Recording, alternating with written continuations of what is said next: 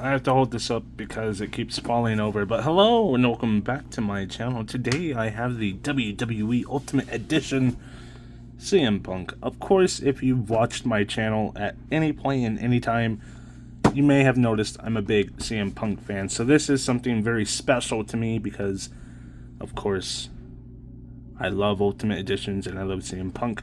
So I guess let's just get into it so we can actually get into the figure. Starting with the front of the box, you have this beautiful CM Punk styled packaging, the nice light blues, the Chicago blues, I suppose. CM Punk up here at the top, the window showing you pretty much everything you get Ultimate Edition down here at the bottom. CM Punk over there on the side with the classic WWE Spinner Belt Championship on the back of the box. It shows you a toy version of CM Punk and human version of CM Punk from Money in the Bank 2011. Of course, now it wants to stay standing when I don't need it to. A little bit of a bio here and here if you wanted to read it. I'm not going to, but it is there for your reading pleasures. Just pause and you know how YouTube works. On the side of the box you have CM Punk. Now we're back to the front. Why does it only fall when it's facing forward? That's interesting. Let's transition to the figure. Okay, so this is pretty much everything you get with your WWE Ultimate Edition CM Punk figure. Unfortunately, well, I guess we'll get to that in a second. Starting with this WWE Spinner Championship, which is weirdly enough not the spinner version of this championship that we got with the 100th series John Cena, the spinner version, that we've seen a few times since then. I don't understand why this one didn't come with that version of the belt, the one that spins. It seems like it would have been an easy inclusion. That one looks pretty good. I don't know if people like it as much as this one. This one looks really, really nice too. But for some reason we just didn't get it, which I guess I'm okay with. I don't really mind either way. Just odd. It's the Ultimate Edition. You would have thought it would have came with the Ultimate version of this belt.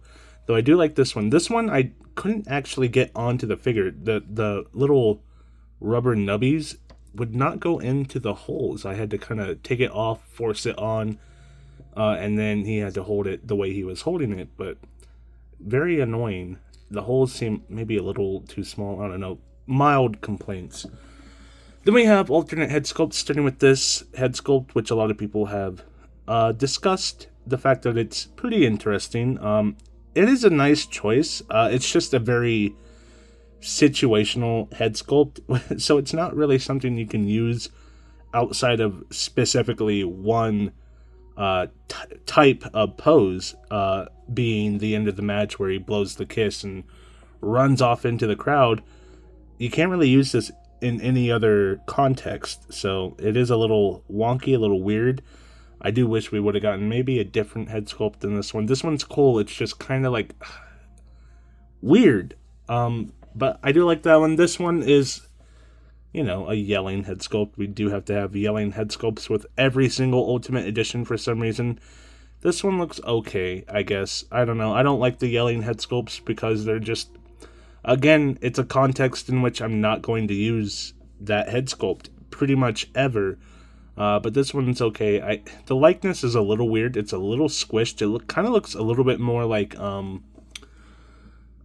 Steven Richards, I think is his name. The Blue World Order. He has the YouTube channel where he is very blunt about wrestling opinions. It kind of looks more like him than it does CM Punk. If the hair was just like long, that's who I'm imagining. But that looks okay. I do prefer the one that's on there, which we will talk about when we get to the actual figure. We do have two slappy hands, which is nice because, one, you could do the go to sleep, you could do the kiss blow thing, or you could do the, when CM Punk does his combo, which I know because I've been playing wrestling games for over a decade, 15 years, 16, 17, almost 20 years. He has a move where he, slap, kick, karate chop, like that. It's a very Annoying combo. I don't really like his combos in the older WWE games, but he did have one of those, and you can replicate that with these hands, I guess, which is, I don't know what's wrong with me. I don't even know why I brought that up. But my main issue with the figure is this shirt is huge, which I heard people talking about it. I didn't realize they meant it was this big. This feels like it would fit John Cena better than it would fit CM Punk. It's so gigantic. It's absurdly huge, which is unfortunate because this is one of his definitive t-shirts. The white t-shirt with the captured the lightning bolt symbol. This is like the shirt, and it's too big. They made it way too big. So, I don't know. Might get some use out of that. Probably won't, but I digress. This is the actual figure. The actual figure looks really, really good. This head sculpt specifically looks great. Again, the likeness is a little off. Honestly, it kind of looks like Drew McIntyre in a way, just missing the long hair, which I guess they kind of look like each other anyways, depending on their hairstyle and whatnot. You have the nice tattoos here, the straight edge there, missing tattoos there, and well, no, we do have the ones on the back. We're missing the one on the ear. I noticed, or I saw an Instagram picture of somebody pretty upset because a lot of these CM Punk figures are just missing a lot of tattoos, not just the Pepsi and the G.I. Joe tattoos, but like these ones, and then the number 13 there, and then the modern Punk. This one wouldn't have the tattoos because he didn't have those tattoos at the time, but the ones on his knees, stuff like that is just missing now, which is odd. I don't like that. I don't like, don't cut corners. Stop cutting corners on stupid things like that. Just put the tattoos on the figure. I also don't like that they left this blank. Obviously, you can't use the Pepsi logo and you can't use the G.I. Joe logo, but do like AEW did where you use something, anything. The blank space makes them look bizarre in a way. But sculpt-wise, costume-wise, attire-wise, everything like that, it all looks really, really nice. I do like the torso they used for CM Punk. It's a good size. His neck is a little small, unfortunately. But everything else looks really, really nice. Do like the wrist tape arms. I wish they would go the extra mile and actually texture that.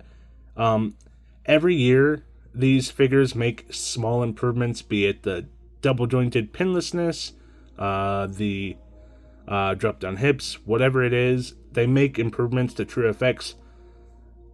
They're running out of things to improve, so I'm thinking we need to start moving on to texturing like the wrist tape or stuff like that, or more soft goods like we saw with the Mavia 3-pack. High Chief came with the soft goods bottom half, and I think that looked great. So let's get more standardized soft goods that aren't Velcro like that. Like the Kevin Owens Ultimate, that's a good example of what I'm talking about. Let's have that be standard instead of the rubber torso that they're working with. Just give us the Ultimate body without the butterfly joints with the soft goods torsos. Let's do that. Like I said, we're running out of places to improve these figures on. Let's work on these smaller areas like this, or, quality of life things, I think, would be a way to go. But yes, like I said, the sculpt looks good. I like certain things I don't like this area specifically. I don't like that it's pinned. It's 2024. We should do away with that. I don't know, his legs look a little wonky, I don't know, is it just me? They look a little weird. They look kind of short, kind of frumpy. Maybe that's just me. I don't know. Something about it feels wrong. Like they used the wrong type of legs for Punk. I like these boots. The paint's down here is a little iffy. It kind of looks like it's starting to come off, especially on this boot. This one, I don't know. It looks sloppy, to say the least. Up here it looks okay, but down here in this area, very odd. Well, let's talk about articulation, starting with the head sculpt, which can go back basically not at all. Forward, 2, about right there. Wiggle side to side, rotates all the way around. Arm comes up to about right there. Rotates all the way around. Swivel at the bicep. Let's switch to this arm so we don't have to deal with the elbow pad. Double jointed pinless elbows comes up to about right there, looking absolutely fantastic. I do love that. Man, his neck looks so short. I hate that. Wrist goes in, wrist goes out, wrist goes all the way around. Oh, and you do have the drug-free on both hands. You have it on these grabby style hands, right there, right there, right there, and you have it on this style hand right there. Well, this one says free, but you know what I mean. Butterfly joints looking like that going back, that going forward, nothing too crazy about what you would expect. Ab articulation, wiggle side to side, going back to about right there, forward to about right there. Add the legs into it. He can do a perfect 90-degree angle. Of course, the drop-down style hips do aid in that fact. If you don't know, you just pull on the hips and they drop down. That's why they're called drop-down style hips. I do like those. Swivel at the thigh, rotates all the way around. Double jointed knees, not pinless. Knee pad is kind of hindering it, but not as bad as the Elite CM Punks that have the really, really big knee pads. These ones just have the really nice ones that allow for articulation. Swivel at the boot, rotates all the way around like so. Ankle goes down, ankle goes up. Toe hinge, like so, and of course, wiggle, wiggle at the ankle. That is the WWE Ultimate Edition CM Punk. Very decent figure. Not as good as I had hoped it would be, but I still think it's a very good figure. I do hope we get more CM Punk Ultimate figures. It's one of those characters where you need all of them. We need modern CM Punk. I think we just got the modern CM Punk finally just released. Focus on this area, not back there. We're still waiting on the re-debut, the return Punk with the white t-shirt. But we need more modern Punk. We need an Ultimate Modern Punk, Hell in a Cell Punk. I'd love... They don't really do like Blood and Guts like AEW does, but I would love a Blood and Guts version of their figures. More mature toy wave. Maybe make it ringside exclusive like the regular Blood and Guts toy line is. But yeah, a more mature WWE Ultimate wave. You could do Blood and Guts Triple H. You could do John Cena from that time he was really bloody. The Stone Cold, the iconic one where he passed out. You could do a lot. And also, well, he didn't actually bleed in the Hell in a Cell match, but still, he had blood on him. It just wasn't his blood. It was Drew's blood. But I would love an Ultimate from that match, because that was a good match. That was a good attire. And I want modern Punk with the modern face and all that.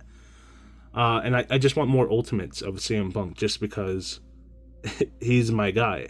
It's kind of like Seth Rollins. Seth Rollins has a lot of Ultimates at this point, which is cool, but it's also like, can other people get Ultimates before we do triples of Seth Rollins? I think we're at, God, we had the one attire that was like the rainbow collar polka dots, and then we had the flame effect one, which I didn't like. I think I just saw another one, but we're at least at 2, maybe 3. Can we get some other guys to get some Ultimates first, and then maybe? I don't know. Anyways, let me know what you guys think down in the comments below. Leave a like, leave a comment, leave a subscribe. All the things YouTubers ask you to do, just do it for me as well. And I will be back with another video, hopefully, very, very soon. Bye.